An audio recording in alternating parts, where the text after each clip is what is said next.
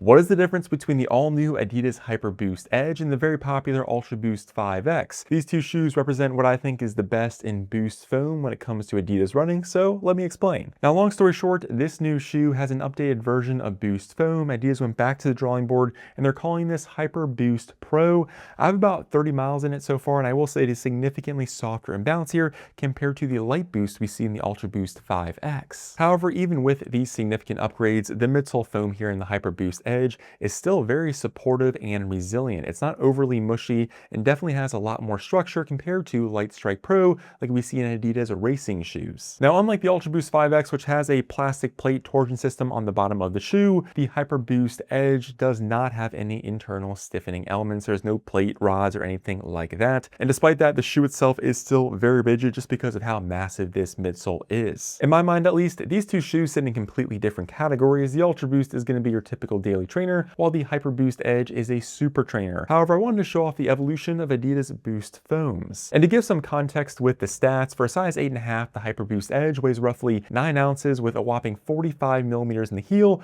with a 6 millimeter drop, while the Ultraboost has 39 millimeters in the heel with a 10 millimeter drop and comes in at roughly 9.5 ounces. Essentially, compared to Light Boost, Hyperboost Pro becomes significantly lighter, softer, and bouncier while still retaining its supportive and resilient properties. And I do think this is a nice upgrade that brings the boost foam into the modern era and potentially makes it one of the better performance running materials on the market right now.